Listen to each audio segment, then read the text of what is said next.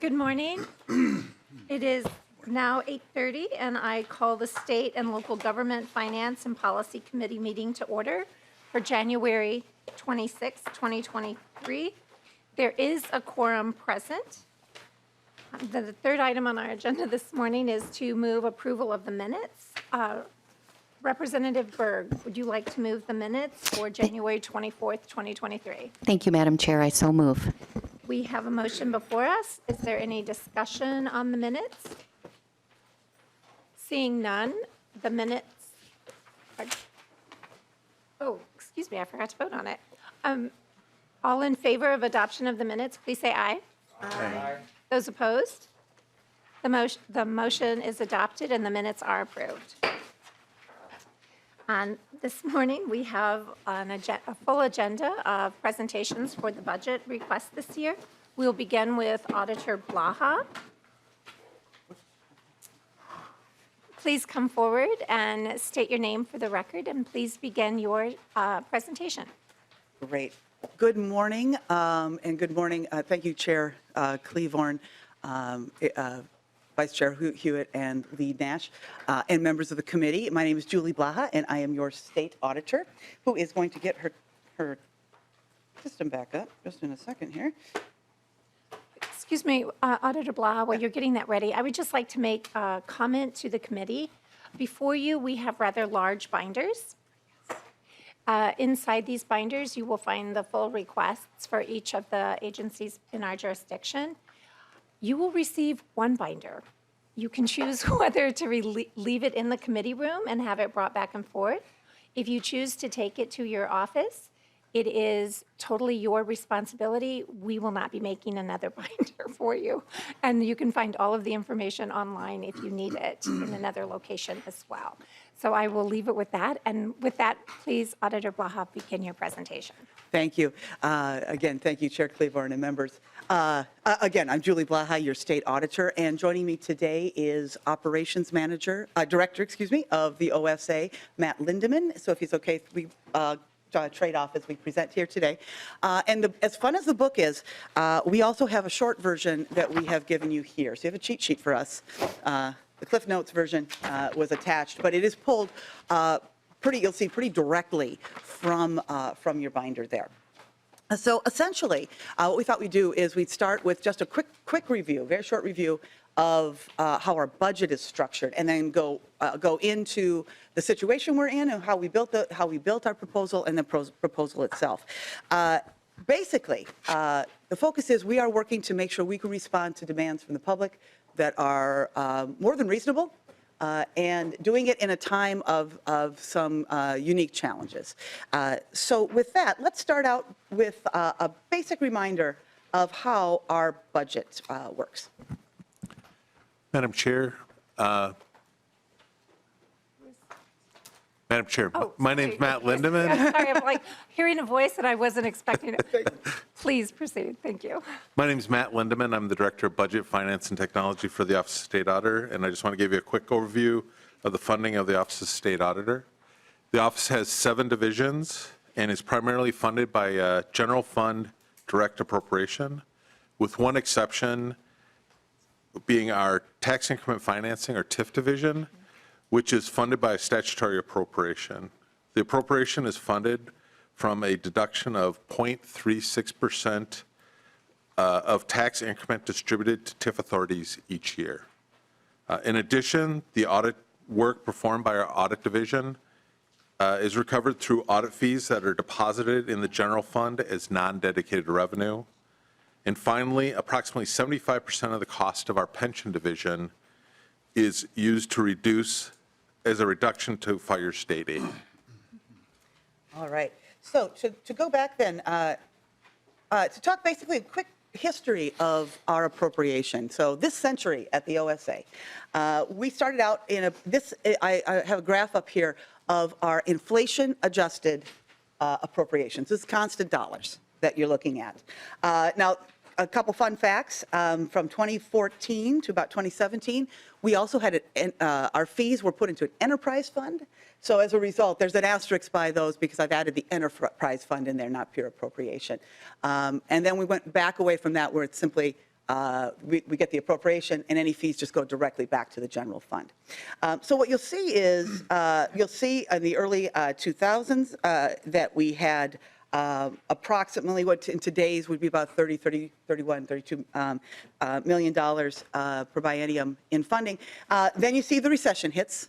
That's 2004, 2006. We see a bit of a recovery after the recession, but not back to the place where we were. Then some erosion, and then a bit of an uptick. And so where we're sitting right now is we're approximately down about 21% in funding when you compare it to take 2002, which was a little more typical of the time before that. That has resulted in a drop of over 35% in staffing since that time as well. And then at the end, we'll show you the stunning conclusion where if we were to get this, budget proposal through, where that would put us in comparison to this. So again, this is, I think, typical of many state agencies. I don't think this is the only time you'll see this story. Okay. All right, so let's take a look at the where we are and where we came to this. One of the reasons, when we create a budget proposal, we look at what are Minnesotans demanding of us and compare it to our capacity. When we did that this year, we saw three significant demands. One, a response, we need to respond to increased public scrutiny. I think we're seeing that all over the country. It's always a hot topic among auditors nationally, is how much more engaged the public is in wanting to know where the tax dollars are going. In addition, we are experiencing significant staffing shortages, particularly in audit, which is another national issue, where to the point that we even have private firms calling us up and asking us if we can take some of their clients. And we're all in that place right now. So anyone here with an accounting background, let's chat after this. But also ongoing, and one of our bigger risk factors is one that sometimes flies under the radar because it's small entities. Small entities, because they have smaller staffs and they're stretched thinner, there's inherent risk in that small size. And so if you look at our investigations, a lot of them involve small entities that have been victims of fraud, partly because they have so few people that can keep an eye on the store. So when we provide support there, it's a great way to head off fraud. So let's get specific. If we take a look at our operating adjustment, again, our operating adjustment is basically so that we can maintain our current work. And Director Lindeman will go through details there. Madam Chair, so for the operating adjustment change item, for this change item, we'll preserve 9.7 positions in our office. For the biennium, we are requesting $1.5 million increase in our general fund appropriation. The change item will generate $866,000 in audit fees for a net fiscal impact of $643,000. The increase is primarily due to increases in salary and benefit costs. One thing that's interesting, though, because one of the reasons this has not been quite as high as it might have been is we've had a significant number of retirements. So as a result, those retirees are being replaced with newer people. And it's also one of the reasons that our audit rates that we charge local entities have remained flat for 3 years. All right, so let's take a look at then. So given again, now we're looking at how are we going to support, again, staffing challenges and still wanting to get lots done. One way we can do that is with keeping up with state-of-the-art audit tools. There are some great technologies out there that can help us both increase our efficiency and also help us dig deeper into the examinations we do. So, Madam Chair, for the audit tool change item, for the biennium, we're requesting $140,000 increase in our general fund appropriation to purchase electronic auditing tools for our audit division. We perform approximately 85 financial audits of local governments each year, and we perform the state single audit each year. We already use some electronic tools in the work we do. This request would pay for tools that allow us to analyze large data sets and manage and schedule audit work and staff. I think I had this question, one of our meetings that we've been doing ahead of time, and again, I want to thank everybody for being so generous with their time. This is not software we're developing. This is that's out there, that's being used, that's been tested in situations like ours. All right, our next option is another thing that will help us with supporting our staff, and that is administrative support. We right now only have a few administrators for a large staff, and as a result, we have our professionals working on things not related to their work that could vary. This is a way to help people stay focused on the work that they do best. So, Madam Chair, for the administrative support change item for the biennium, we're requesting $804,000 increase in our general fund appropriation to hire 4 administrative support staff and 1 account clerk.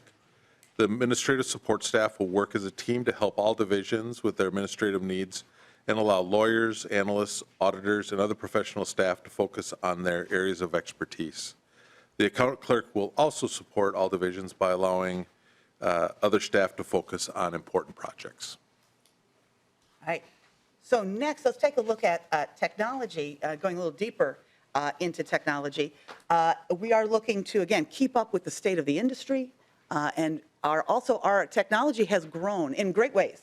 Again, we've really expanded how we get our data out to the public, how we work our data for you, and as a result, we are ready to expand that role as well. So, Madam Chair, for the technology staffing change item, for the biennium, we are requesting $511,000 increase in our general fund appropriation to hire a chief information officer, CIO, and 1 computer/network administrator who would support the electronic tools in our audit division.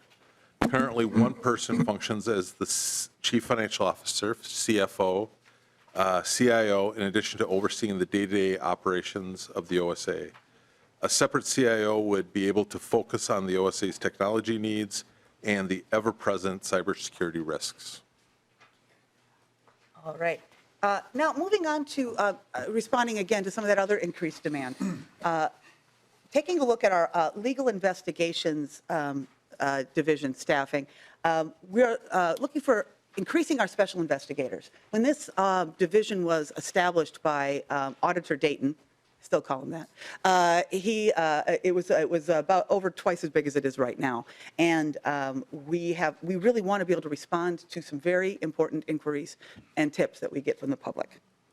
So, Madam Chair, for the legal/special investigations staffing change item, for the biennium, we're requesting $734,000 increase in our general fund appropriation to hire 2 certified fraud examiners, investigators, and 1 paralegal for our legal/special investigations division.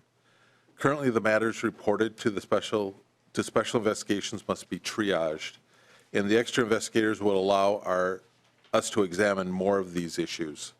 Also, the paralegal would allow attorneys to spend more time on activities that require a higher level of legal analysis. And our final area is, again, getting at that small size risk area.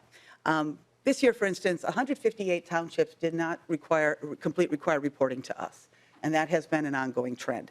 Now, there is no penalty for them not to report to us. The problem is we see a high correlation between entities that do not report and entities that end up in our investigations division. And so the way we have been most effective in remediating this, a penalty is helpful. I'm not asking you for a penalty today. However, one-to-one support has been even more successful than that. This is a structure we use with our fire relief associations, all of whom reported on time this year. When we have that person to have that one-to-one contact, we're often able to get people on track, which again has benefits years out into the future. So, Madam Chair, for the township specialist change item, for the biennium, we are requesting $229,000 increase in our general fund appropriation to fund a township specialist position in our government information division.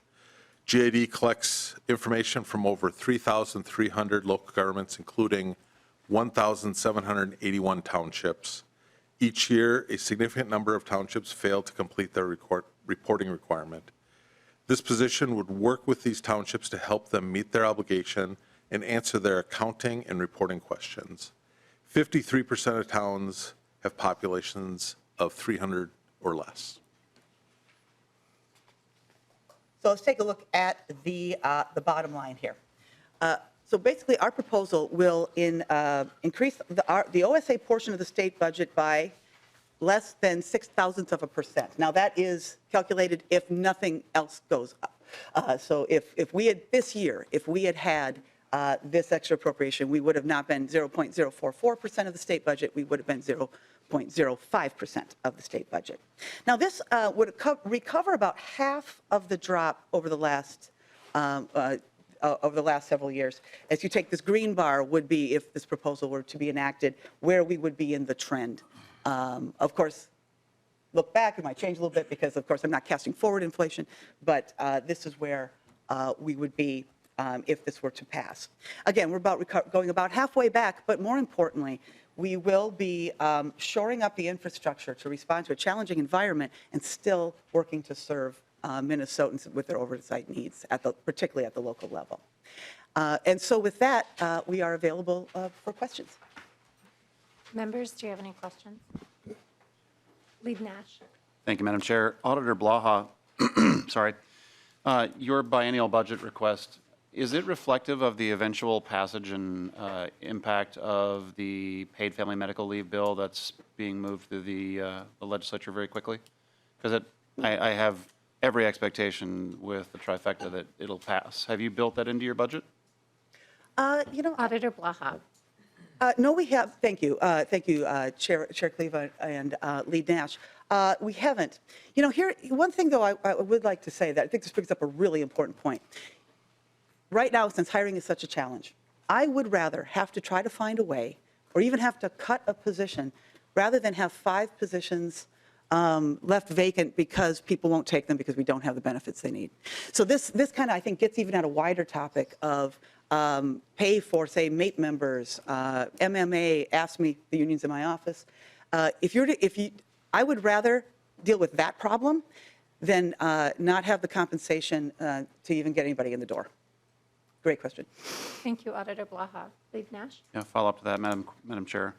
Well, I'm not sure that it's going to be able to be offset by the removal of 1 or 2 FTEs. So I would encourage you and for everyone listening, both now and in the future, that's going to be a standard question that I ask, because if you're going to pass a bill this year and you're going to set your biennial budget, you're going to maybe need to think about that and present that as an actual request in your bill, because I think Representative Koznick has a point here in a little bit as to the number of FTEs that you're going to be adding. But the number becomes profound, and the financial impact becomes even more profound if you pass this bill. And from all intents, at the breakneck speed that things are moving, I have every expectation that it'll be signed into law probably before we even leave this first year of the biennia. So as budgets get revised, I think that Minnesotans are going to want to see what they're going to be put on the hook for, because that spending is going to be real, the impact is going to be real, and your budget should reflect that. Thank you, Lead Nash. Vice Chair Hewitt. Thank you, Madam Chair. And Auditor Blah, I have to say that it's been one term since I've sat on this committee, and I remember you coming to us during that first term and discussing many needs of the office. And where I kind of connect into this is looking at our public safety sector, the fire that you've been working with, and the other aspects, and where things may grow in that area as we do have legislation that probably will have dollars to it. And we talked about this in the office, and you were very open to, how does that look? Because we are probably undoubtedly going to have more audits, but it's about public safety. Mm-hmm. But I want to go back to that, because I think it's really important that the state know that you've been an auditor and had your office in this position of really meeting people where they're at. Because the fire audits were all over the place, late, and you helped them. And their lifestyles.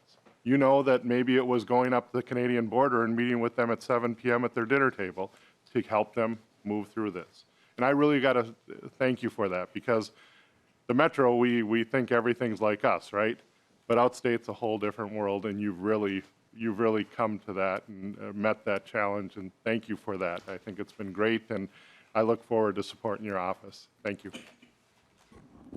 Chair Cleavorn, Dr. Blaha. Vice Chair Hewitt, again, appreciate those comments. I'll definitely take that back to our pension division, who works so hard on that. But that is also, that kind of gets at that, where, again, those small entities. That's another reason we develop our software, CTOS, which is basically QuickBooks for local governments in Minnesota that are small. And it is it's those kind of technologies and that kind of service that I think not only helps people just do their job more effectively, it also keeps us all out of trouble. Thank you. Thank you. Representative Koznick. Thank you, Madam Chair. And appreciate your time here this morning, looking over the presentation. So it's like 21.7 FTEs new. Am I reading that right? Or how many, what's the addition of the Auditor adding Blaha. people? I'm not, I didn't. Thank you, Chair Cleavorn and Representative Koznick. I believe I think you might be looking. It's not each year we add them on. The costs are cast forward from year to year. So I believe it's 11, if I have that right. So we've got 5 and 2, 7. And what the trick is, when you look at the operating adjustment. Again, this is why it's a great question. Remember that operating adjustment is maintaining those positions. If we don't get the operating adjustment, those are the positions we cut. They're not new positions in the operating adjustment. So I think that might be where the calculation is a little opaque. Thank you. Thank you, Auditor Blaha. Thank you, Madam Chair. Just to follow up and clarify, so it's 11?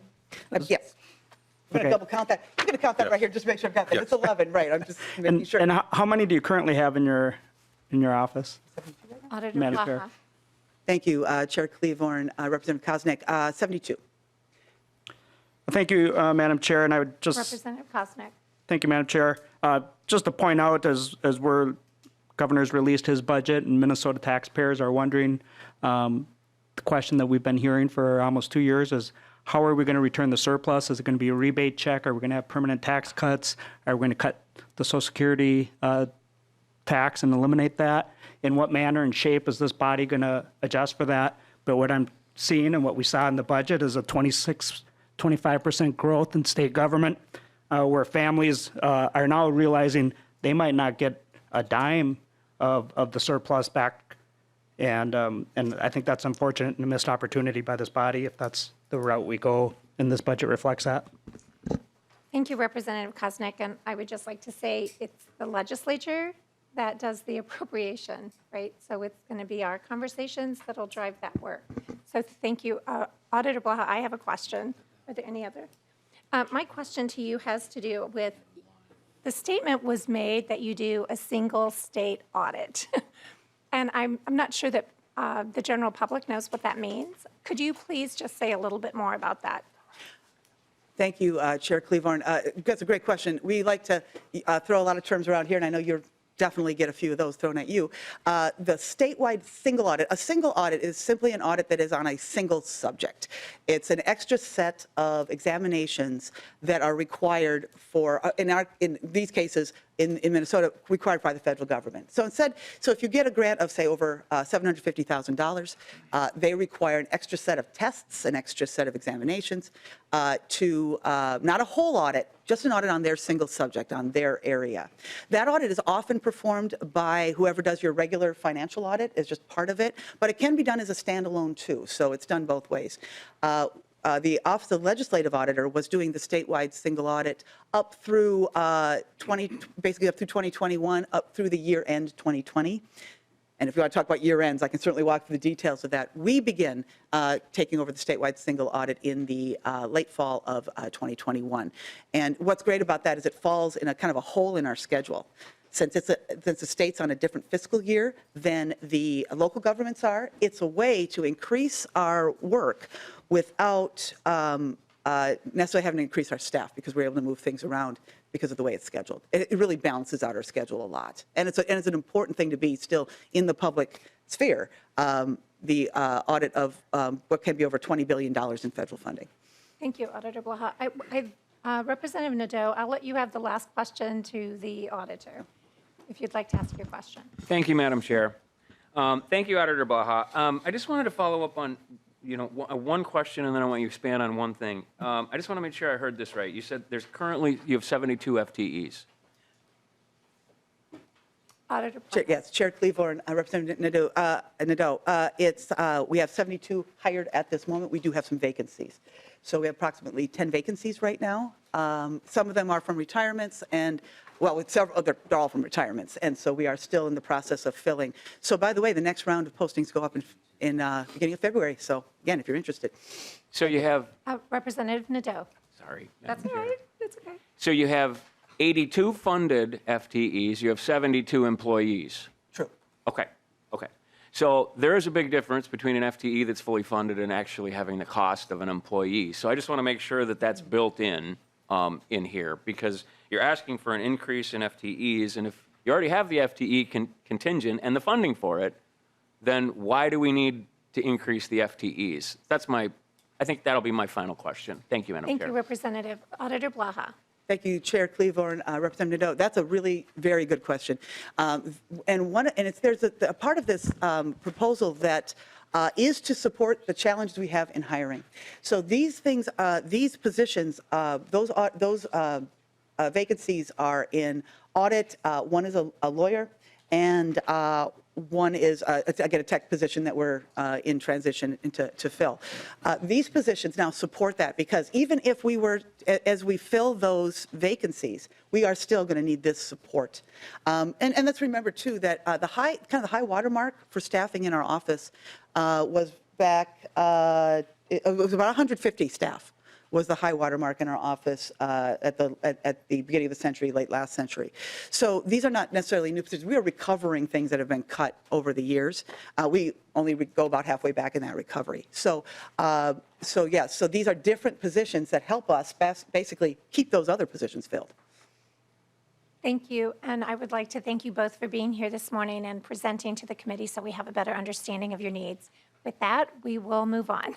Thank you, Chair Thank you so Cleaver. Thank you, Vice Chair Hewitt and Lead Nash, and all of you for being, again, so generous with your time. I can't wait to keep talking about this with you. Next we will have Deputy Commissioner Vitter-Rattan. And members, you have an additional handout that was brought to us, color handout that will be going.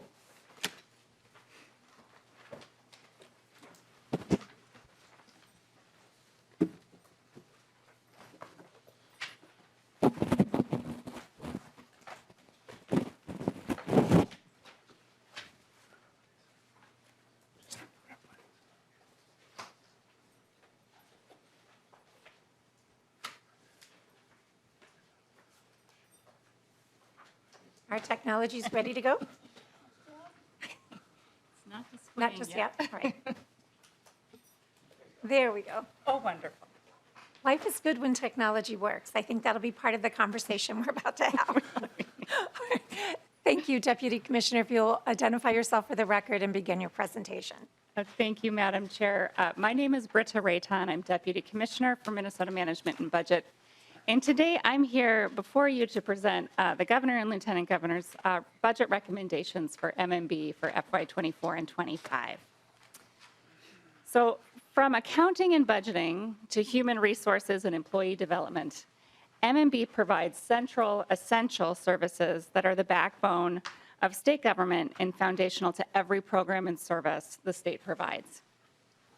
MMB provides the tools, the talent, and the training that help ensure services for Minnesota's people, businesses, and communities are delivered efficiently and effectively.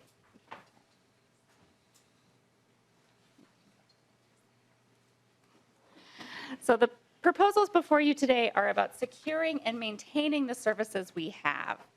They are also about enhancing and transforming government broadly to better serve the people of Minnesota into the future.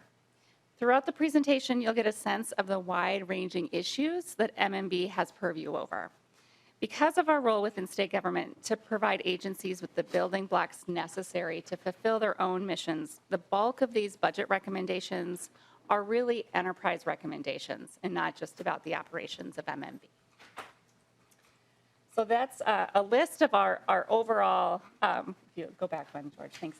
A list of our overall recommendations, and we'll just go through each of these one at a time. So if you'll go to the next slide, George. This first recommendation is funding for our state's ERP systems, or our enterprise resource planning systems. I just want to first start by talking about the broad scope of these systems. The systems support the work of state government in the areas of accounting, human resources, payroll, learning management, and this system also provides the warehouse of data that we do all of our reporting against. It can't be overstated that these systems are really foundational to the operations of every agency in state government and every program in state government. They touch every payment made by state government and facilitate the compensation and benefits for every state employee. Currently, we do not have a sustainable and adequate funding model to enhance these systems and maintain these systems.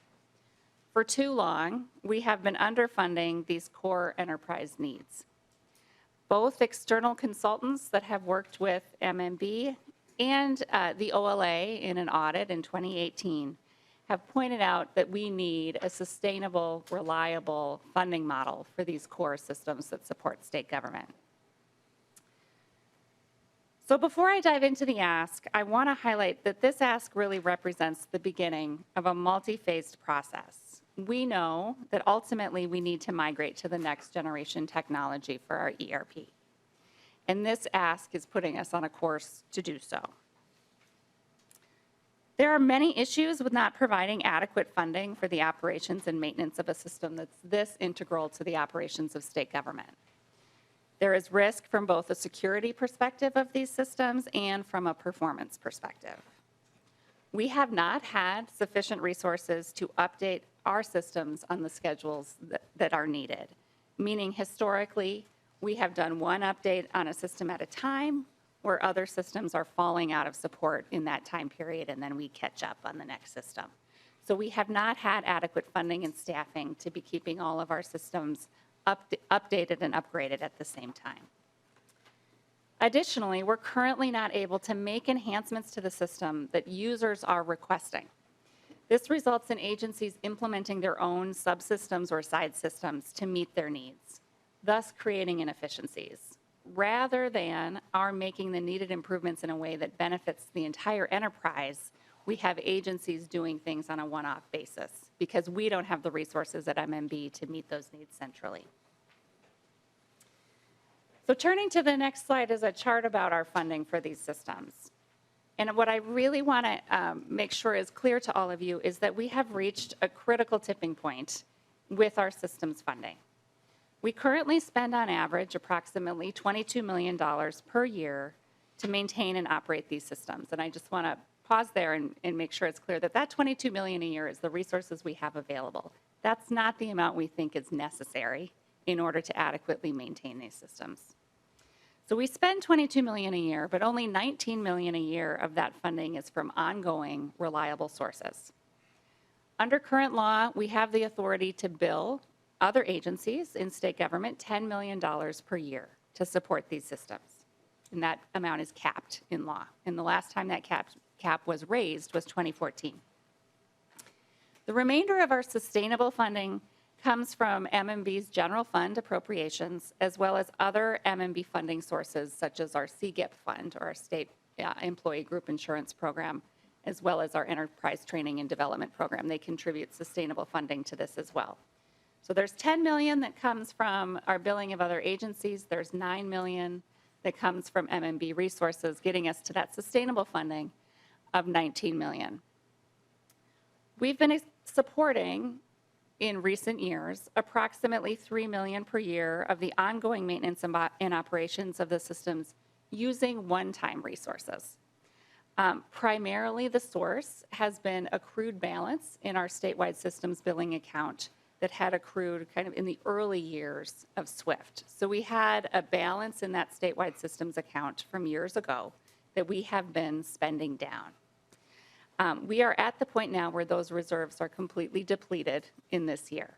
We were originally projecting them to be depleted even sooner than that, but have been kind of working to make our way through this year, but it's still projecting those reserves to be depleted by the end of this year. Which means starting next year, without additional resources, instead of having the $22 million we have been spending, which we already feel is inadequate, the resources would drop to the $19 million that comes from sustainable funding. So I just want to make it very clear that without additional investment into these systems, we don't get the status quo. We get less than the status quo. So I want to move to our recommendation for these ERP systems. Excuse me, before you move on, can I just ask one question? I should have asked this the other day when I was speaking with you. And if you don't have the answer today, no worries, but I'd like to know. So this 10 million cap that's in place, if we were to adjust that for inflation, what would that number be today? Do you know? Madam Chair, it's a great question. I don't have that answer. That's a calculation we could quickly do, though, and provide you with that information. That would be awesome. Yeah. Thank you so much.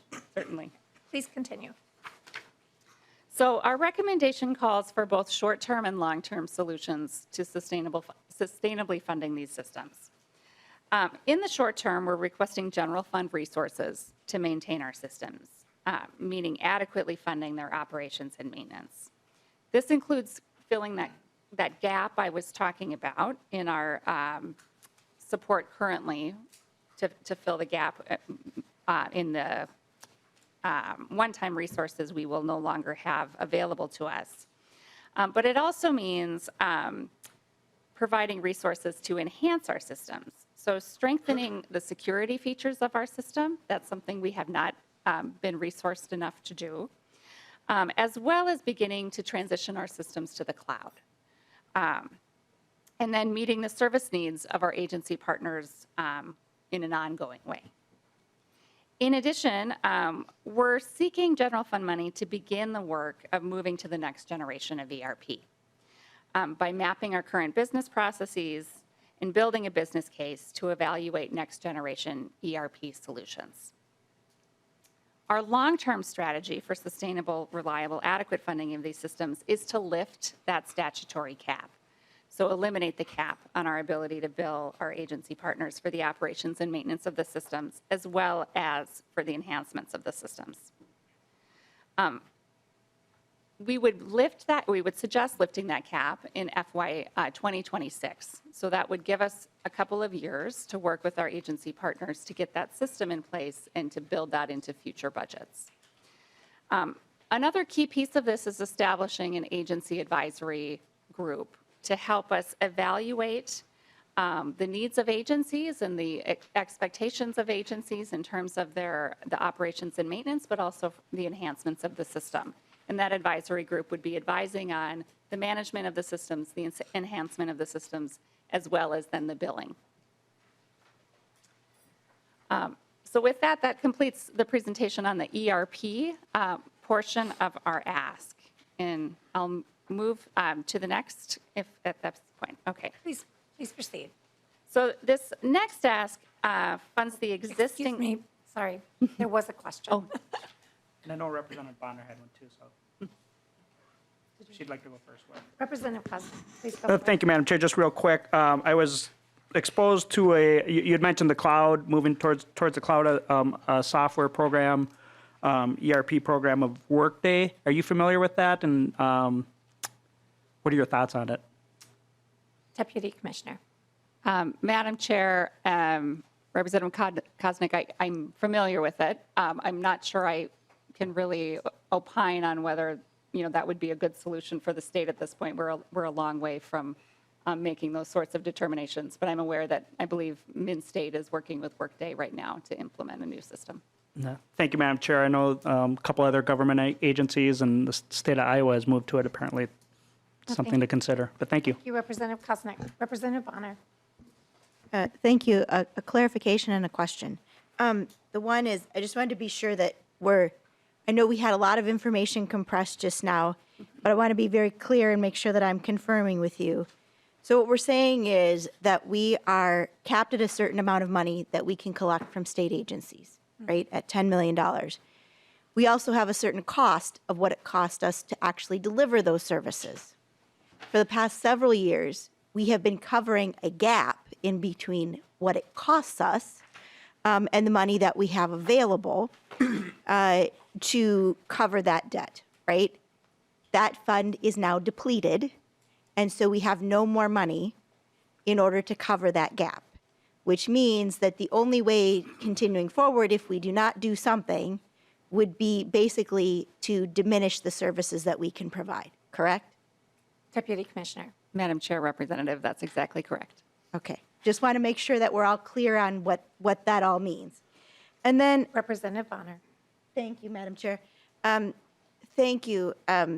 So the question that I have then is, you mentioned the idea of removing the cap and putting it out to 2026 to give us some additional time for planning. But what I'm not sure I heard, and maybe I missed it, was how we cover the gap in between. Because I assume if we don't lift that cap initially, we're still at the very minimum at a $3 million deficit for 2023, 24, 25, and into 26. So I just want to make sure that I didn't miss or misunderstand you, how we intend to cover that gap until we have the ability to make the transition if we were to approve this request. Deputy Commissioner. Madam Chair, Representative Bonner, thank you. I want to make sure that point is clear. We're requesting general fund resources in 24 and 25. And those general fund resources are not just to cover that gap.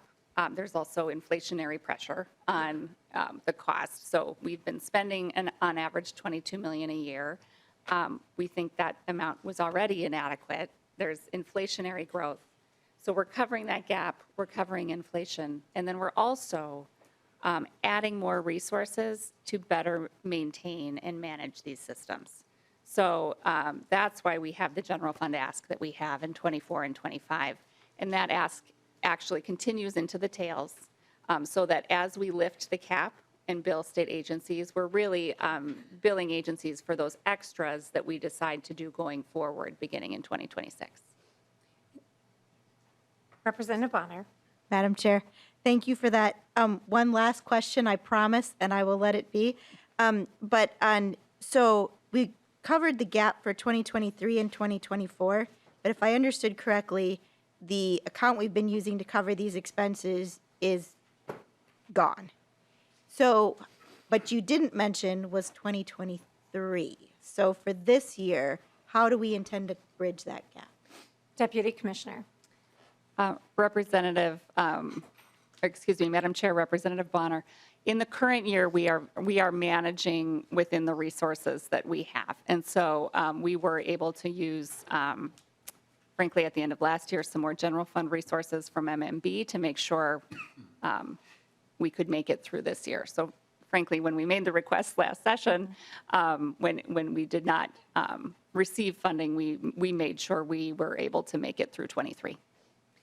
And I'll just close this section so we can move on to the next, but this will allow us to have a cleaner budget line as well, so the public has a better idea of what we're really spending in each of these categories. Is that correct?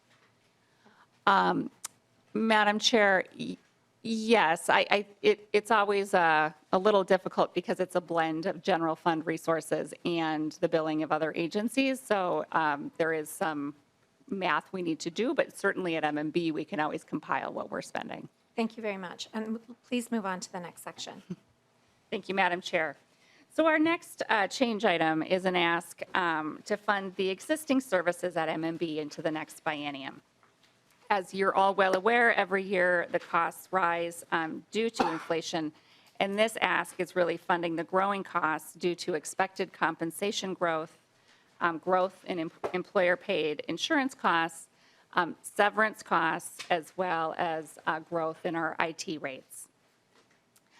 This is essentially, an operating ask for MMB. What I do want to point out that is somewhat unique at MMB is that some of our anticipated cost growth at MMB is offset by savings in our lease costs. And this is because MMB is reducing our leased space beginning in FY24 by approximately 35%. But clearly, the savings in our lease rate does not cover the costs of maintaining our services and the anticipated growth in compensation and other line items, hence the ask today. Moving to the next ask, our next ask is about expanding our financial leadership and oversight capacity at MMB. So over the last decade, state programs and financial structures have become increasingly complex. As an example, the number of appropriation accounts in our accounting system has grown by almost 30% in the last 10 years. In the same time period, state spending of federal dollars have grown from approximately $8 billion to $22 billion. However, as the state government has grown in size and complexity, our centralized finance, monitoring, and compliance functions have not.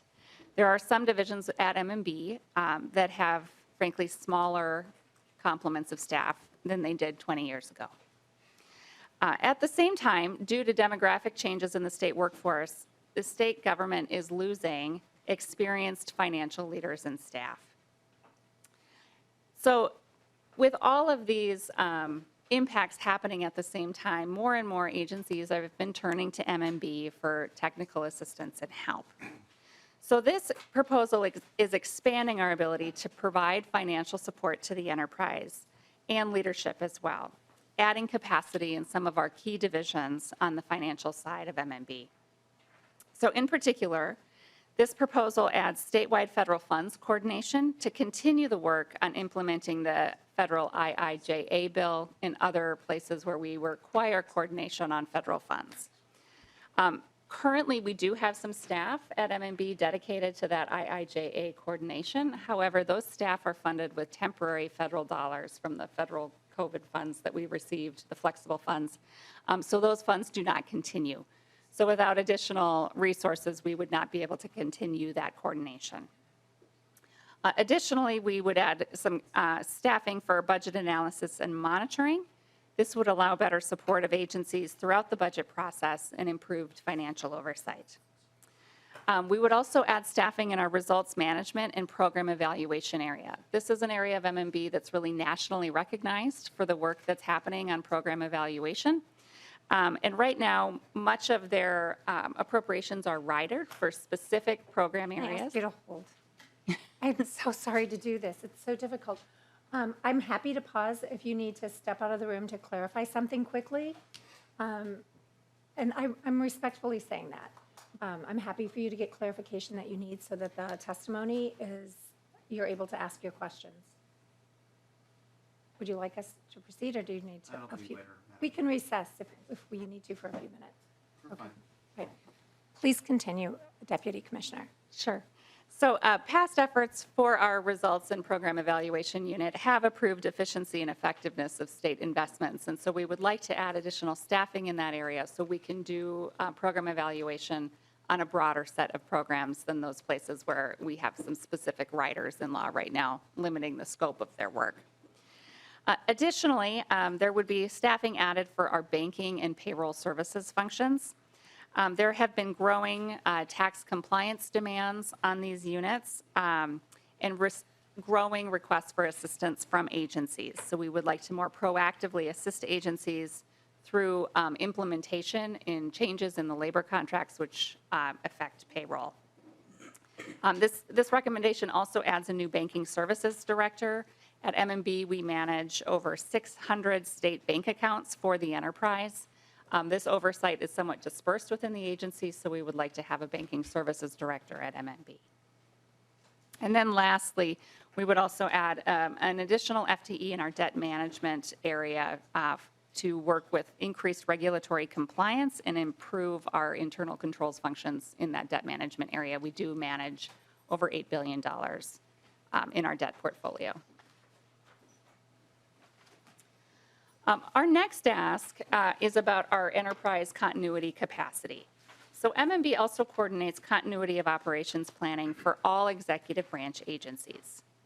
The multiple critical events that we've had in recent years have really highlighted the need to move beyond what are currently very manual business processes in this continuity area to a statewide software tool to better support continuity of operations. So in addition to the need for statewide software tools to support this work, trends have indicated a rise in potential workplace violence incidents. We have been asked by agencies to do more work in coordinating more education and training and planning around preparedness and response in these events. So this proposal would add an enterprise-wide business continuity software solution. So this is, again, an ask that's really enterprise in nature. So the software solution would be for all executive branch agencies, boards, and commissions, as well as a centralized mass notification system, which we currently lack in state government. And then three additional FTE, two of which would kind of support these new systems at MMB. And the third would really focus on this workplace violence prevention and training piece. The next request is to establish a statewide internal audit office at MMB. So as part of an enterprise-wide effort to enhance oversight and internal controls, this proposal seeks to establish a statewide internal audit office. Not all agencies have the capacity within their own budgets to have an internal auditor. It's typically the larger agencies in state government that actually have internal audit capacity. So the staff in this central office at MMB would be available to provide audits and technical expertise to agencies that lack their own internal auditor. And they could also focus on audit issues that may impact multiple agencies and work across agencies. So these positions could help uncover internal control weaknesses and fix them before they become bigger issues, such as fraud, waste, or abuse. So this request would add 5 staff to establish this office and support this work enterprise-wide. Then this next item is about enhancing statewide planning, strategy, and performance management. So the state enterprise is clearly a large organization. Often, urgent needs draw attention away from long-term strategic planning, policy research, and cross-agency, cross-disciplinary work to address future issues.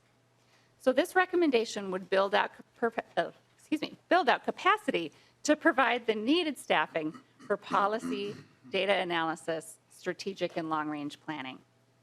Minnesota has not had a centralized planning function in state government since 2003. So there was the Office of Minnesota Planning that was eliminated in 2003.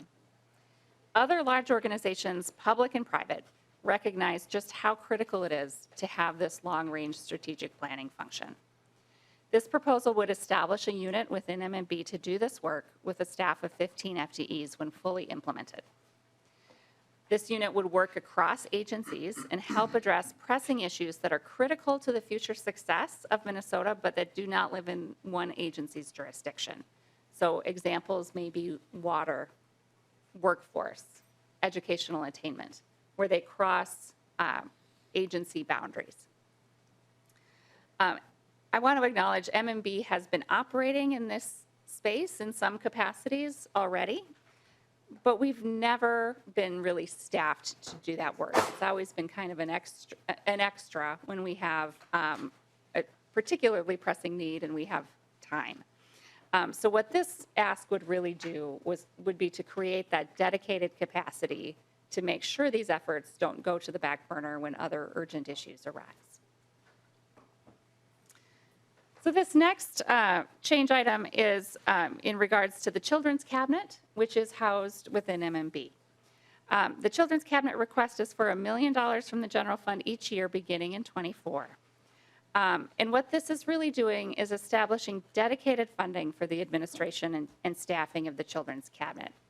The Children's Cabinet is currently supported through interagency billing. So the cabinet is supported by MMB billing other agencies for the staff that exists within the Children's Cabinet. And they're really doing that coordinating work across the administration. So this change would provide more consistent and ongoing funding to support this work. And it's consistent with how this coordination is typically done in other states. It's important to note that the tremendous work the Children's Cabinet has done in recent years. So during the pandemic, the Children's Cabinet was very focused on supporting our child care settings and ensuring continued access to care for families. And recently, and I think we've highlighted this in front of this committee before, but the Children's Cabinet was integral in working across agencies to make sure we had systems talking to each other and we could do direct certification of children for free and reduced lunch programs in schools. So Medicaid-eligible families could be directly certified for free and reduced lunch. So this work is important and it really advances positive outcomes for Minnesotans statewide. Then our last item. So this next recommendation supports the establishment of a new agency, the Department of Children, Youth, and Families. This proposal creates a transition process for this new agency that allows us to take the time necessary to get this move right. The process includes obtaining authority and resources to support the transition to the new agency and 2 years of planning and then beginning that transition. This implementation office and the governor's recommendation will be housed at MMB with the support of the Children's Cabinet, where we can provide the capacity and coordination for the budget, policy, and administrative planning to support this move. MMB brings accounting expertise, budgeting, and human resources expertise to support this transition. And we will also partner with MNIT to support the transition of IT-related functions. The goal with this new agency is to create a sustainable public face for children's issues in state government with aligned outcomes, policy, and funding. The goal is really to ease access and navigation for families and improve service for Minnesotans. The funding in this proposal includes $2.37 million for the implementation office housed at MMB. So this would fund staff on a temporary basis to support this transition work. Additionally, there's $5 million available in a transition account for the purpose of building the shell of the new agency. So that would include staffing, space, IT, and equipment, as well as supporting costs that it may be incurred at existing agencies as they're doing the work to make this transition.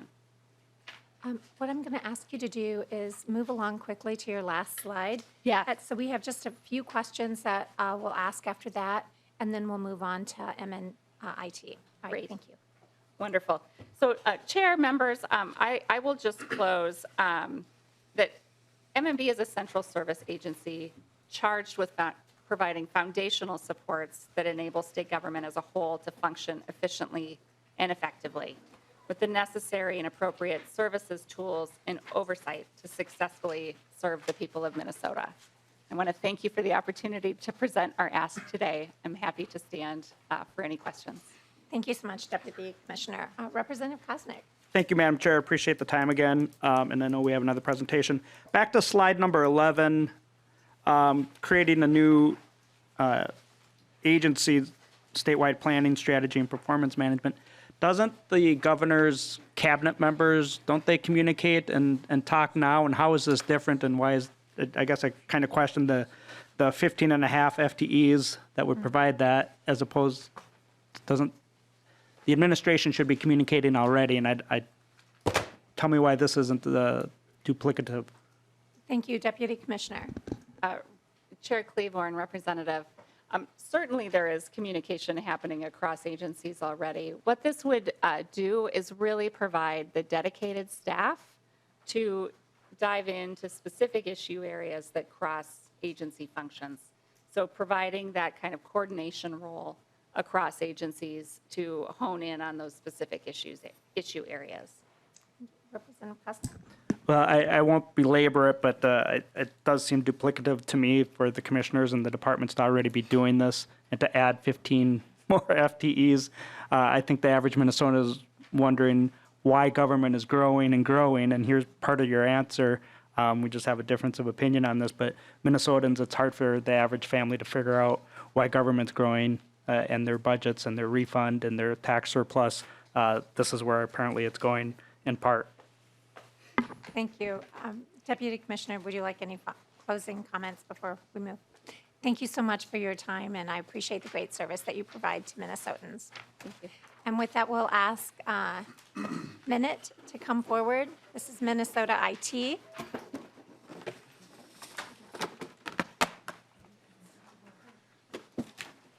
There will be a PowerPoint presentation, but members, you also have an additional handout in your packet if you want to follow along with that.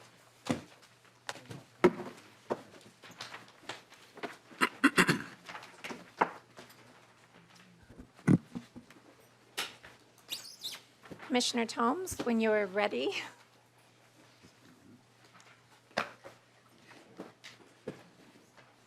Chair Cleveland, committee members, thank you for giving us the opportunity to share the governor's budget proposal that is related to our department. For the record, my name is Tarek Tomes. I am the Commissioner of Minnesota IT Services and the CIO for the state of Minnesota. And I'm joined today by Deputy Commissioner John Eichten, and we're going to tag team this a bit. We're incredibly excited to share more information and certainly look forward to more in-depth conversation related to the budget items that we're about to cover. The theme for this budget, and I just wanted to point it out for us, is moving technology forward for Minnesotans. And I think it's really important, the latter part of that, for Minnesotans, because it's a really, really central focus of the work that we do. All of the budget proposals contained herein, and really a lot of the budget proposals in the governor's budget in general, certainly heavily influenced by the work that the Blue Ribbon Council on IT has done and the Technology Advisory Committee. And these budget items really support the recommendations and the implementation of many of those recommendations. Really, the three overarching things that I would love the committee to really focus in on as it relates to the items that we're about to discuss. This budget proposal is really about reducing risk, and reducing risk quite significantly, improving the customer service experience for Minnesotans for how they interact with government, and we'll share a few examples, really driving towards meeting Minnesotans where they're at. And frequently, where they're at is in different locations and in different spaces, and allowing people options and agility to interact with government. And then last but not least, certainly, is improving and changing how we work, making sure that we are the best stewards of taxpayer resources, and that we're working effectively, and that we're using the tools and technologies in a way that we are as efficient and effective in delivering government services as we can be. So the first budget item that I'd like to discuss with you is advancing cybersecurity statewide. And really, as an analogy, I think one could view this as just continuing to build a bigger fence, if you will, or building a few additional fences. But as we discuss more of the budget items, it's really a holistic approach that we have to take. We can't just continue to build higher fences. We also have to make sure that we work at the internals of the services and make sure that cybersecurity is interwoven with the technologies and applications and services that are being provided. One thing, and this is relatively new, but I just wanted to share and certainly look at this at your leisure. The World Economic Forum just recently met, I think in the last 2 to 3 days, or maybe 4 days ago in Switzerland.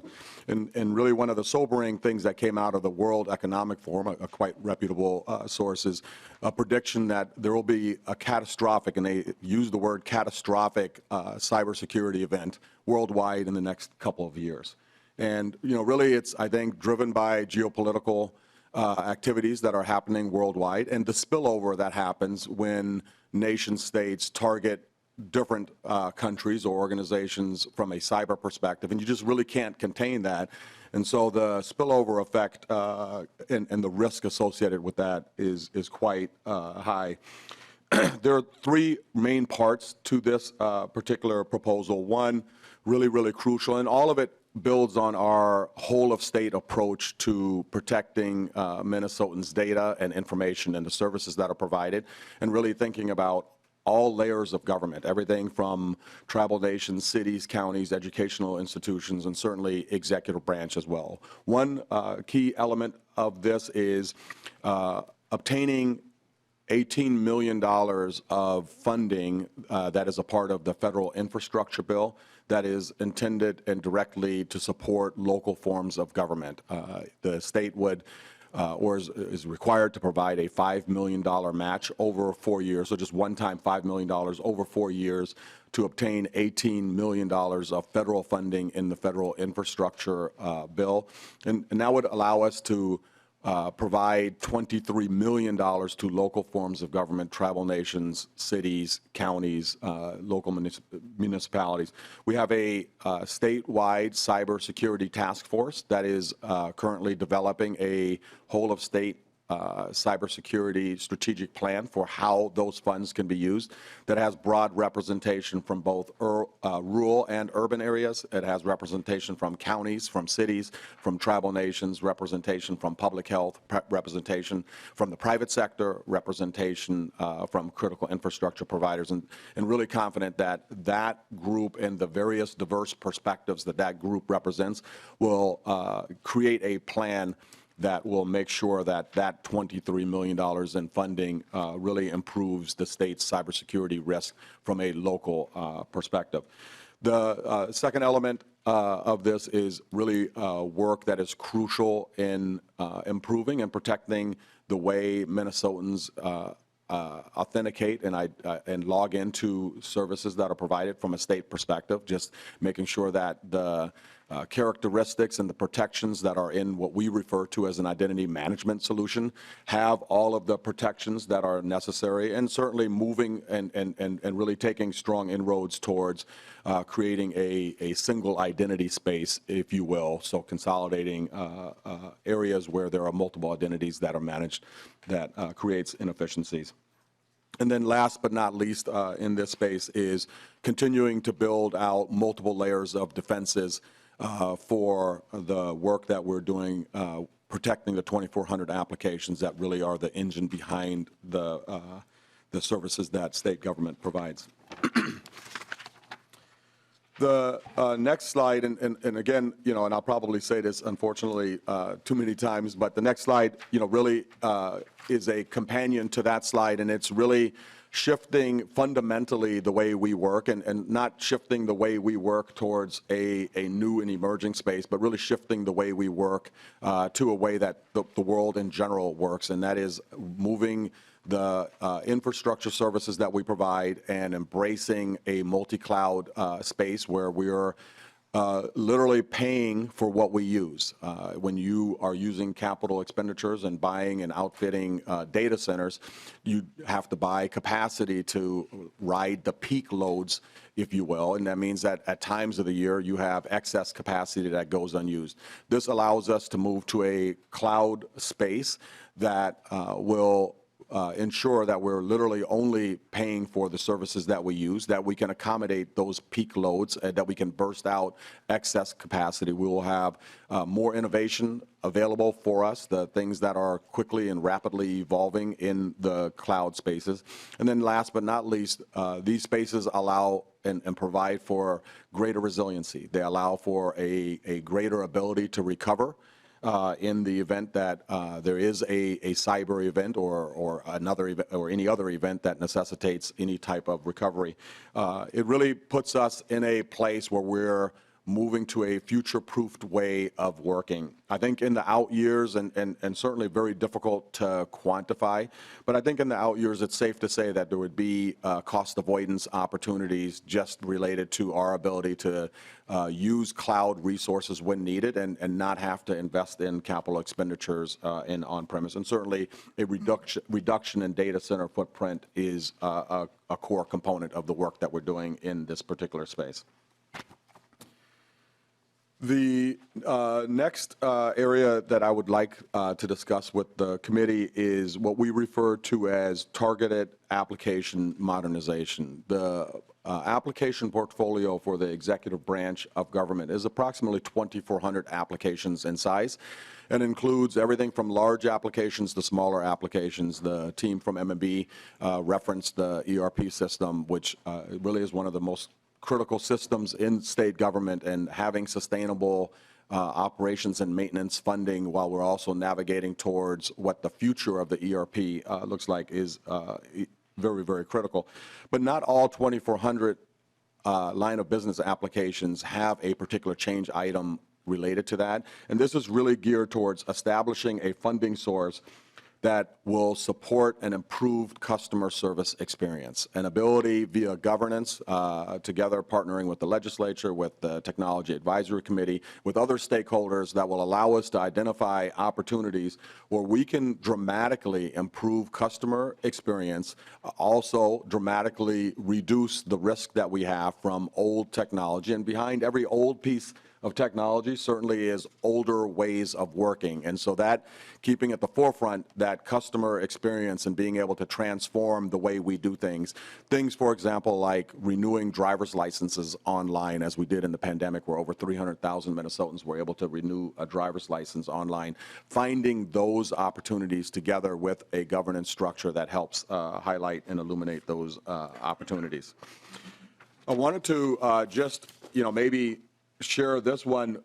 Sometimes a picture is worth 1,000 words, and literally that funding source is geared towards finding these and identifying these opportunities that exist. And it can be everything from automation, using robotic process automation to automate tasks that are currently done manually, really driving at the efficiency and effectiveness of government, or modernizing how someone interacts and the ability to quickly receive services. This picture here is the way that a number of critical services from DHS are obtained by Minnesotans. The picture on the left and the picture on the right, I think, speaks for itself. Apply MN was the old mechanism that Minnesotans applied for those crucial benefits, hundreds of thousands of Minnesotans.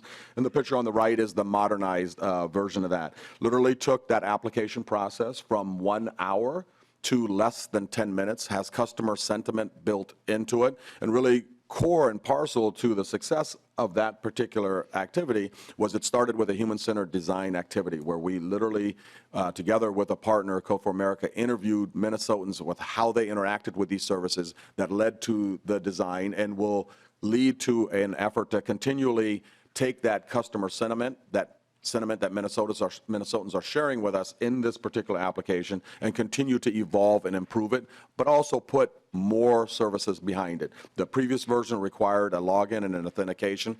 Actually wasn't necessary. The new version does not require an authentication and a login, certainly saving 50 minutes of time for hundreds of thousands of Minnesotans. If we do the rough napkin math, I mean, that is literally over a couple of decades of time that we have returned to Minnesotans in transacting with government. This particular funding capacity is geared towards that customer service experience and that customer service transformation.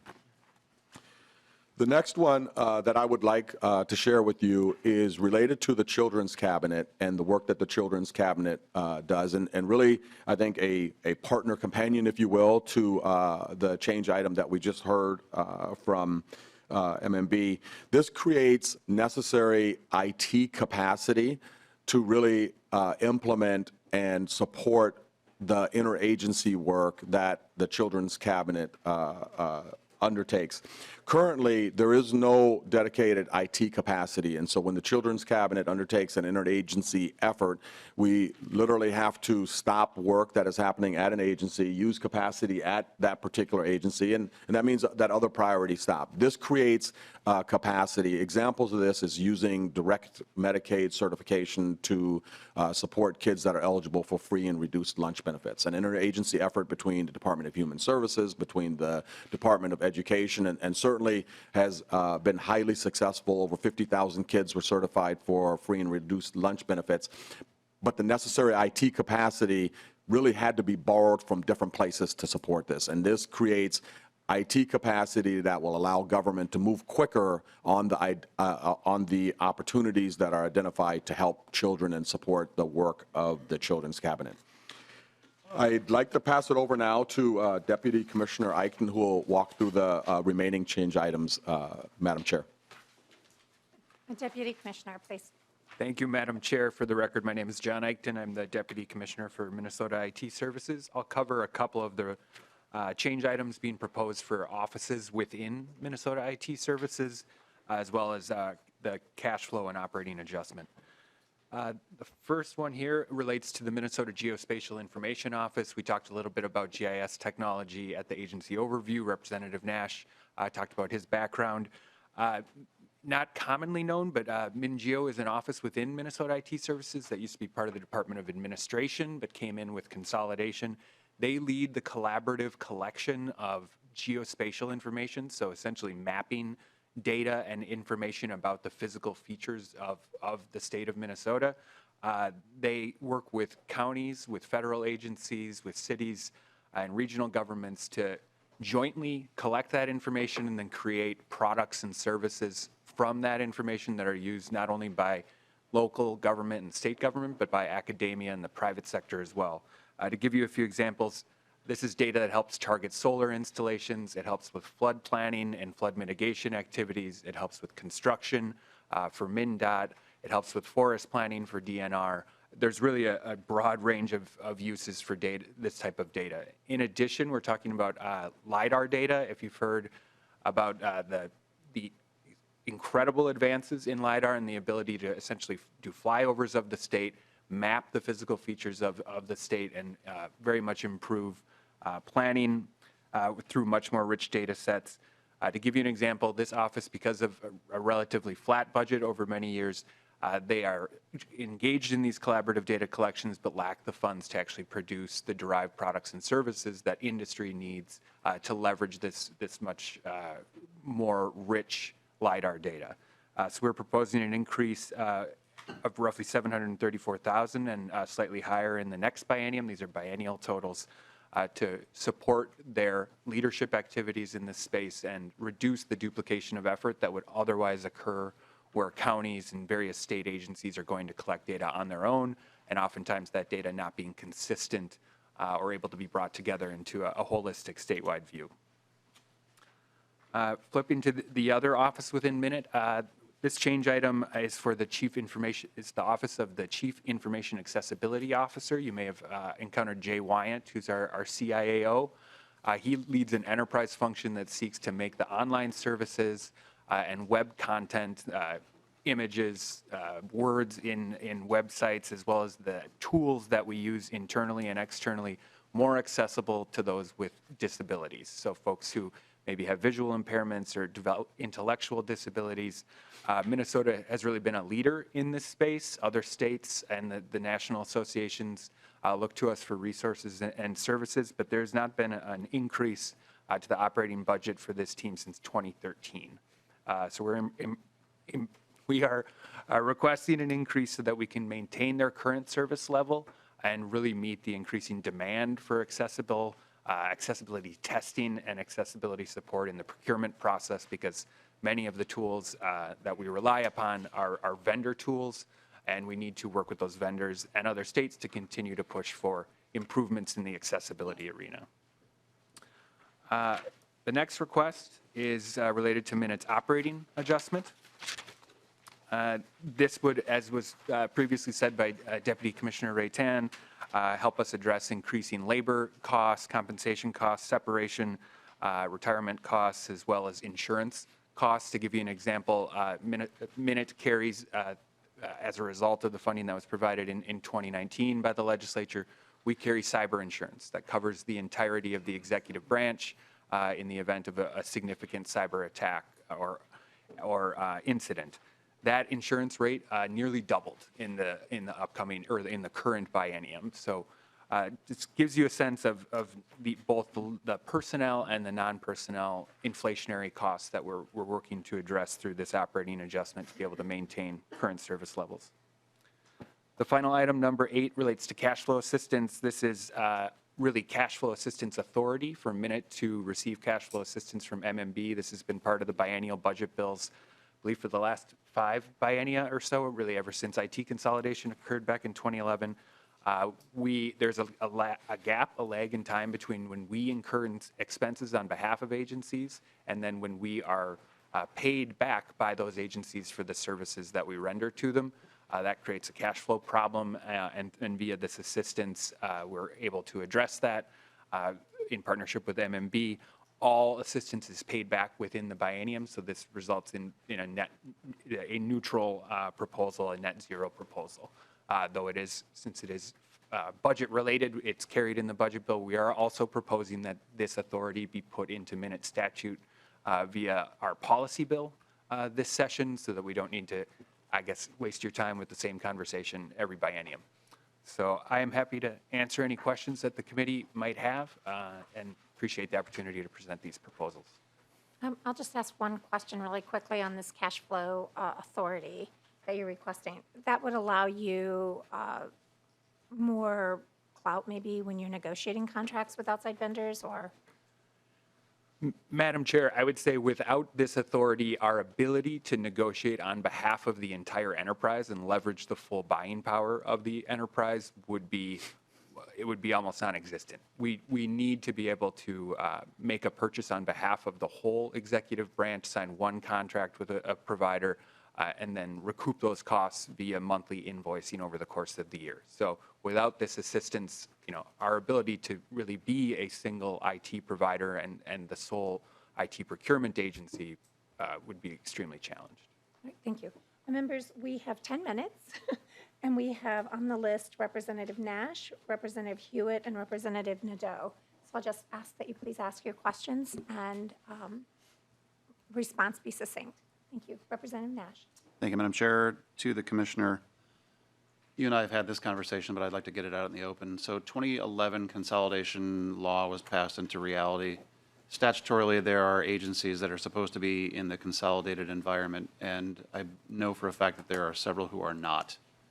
Can you tell us what your efforts are going to be to force that consolidation to actually shore up both the efficiency, cost effectiveness, and security of the outlying agencies, and then perhaps what stick you might need from the legislature to perhaps goad them along to become compliant? Commissioner Tone. Chair Cleaver, Representative Nash, thank you for that question. And, we probably may have, slightly different perspectives on this particular question. While I certainly appreciate, the help that the legislative body could provide for that, it's no longer necessary. We are completely 100% consolidated. All technologists in Minnesota work under one organization. All technologists in Minnesota support one fundamental mission. We all share in the same mission, vision, value statements. The work that we're doing really has shifted from a consolidation to an optimization, and now we're really looking to drive that digital experience. And while what you're sharing, Representative Nash, was true years ago, everything that we do from a technology perspective across the executive branch and all agencies that are within our executive branch purview is really intentional on our part. And so when we maneuver or make a move, it is intentional, not because someone wants to or doesn't want to. And so from our perspective, certainly the consolidation activities ended a couple of years ago, and I'm really proud of the work that we have done over the past 4 years to bring that consolidation activity to a finish line. And now we're really working towards how can we not only leverage the efficiencies that are gained, but how can we thrive? How can we meet Minnesotans where they're at with the digital services that we provide? Thank you so much. I'll represent Lead Nash. Thank you, Madam Chair. Well, Commissioner, in conversations that I've had within even just the last number of days, that's the message that you've just given is contrary to what I've been told, and I know from BRC and TAC conversations. So we will disagree on that. And I know you know what the agencies that I'm talking about, and I don't believe that they're consolidated fully in all of their efforts. And they continue to flex their muscle based on their perception of themselves. So we will save that for another day. Thank you, Madam Chair. Thank you, Lead Nash. Representative Vice Chair Hewitt. Thank you, Madam Chair. And Commissioner, again, I haven't been on this committee for a term, and coming back to it and knowing that when I was first elected, this really was a circus in your area. It scared us all as legislators because we didn't know where we were going to go, and we didn't know where the governor was going to go. And I have to say, what you've done and where we've gone and where we've been is amazing. It's so cool to return to this committee and see the work that has transpired, how you've taken this department and really went out. So the governor got the best person here, and we didn't have to look too far from you. Too bad for St. Paul. So we're so happy that you're here. Thank you. Thank you. Representative Nadeau. Thank you, Madam Chair. Commissioner, I'm glad you're here too. So I have two questions. I learned just today from MMB they had a fund balance that they've been using to buy down some costs. Does MNIT have fund balance that you guys actually use to to fund some of your moves? And then the second thing, and maybe I'd like to start here.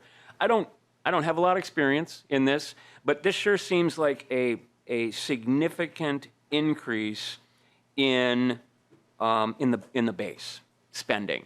Is that the case, or am I reading this wrong? Am I just not understanding this? It seems big. So can you talk to that first and then talk about fund balance, please? Thank you. Representative Tones, when you answer that question, if you would just add mine with that as well, the systemic disinvestment that you've had over the years as well.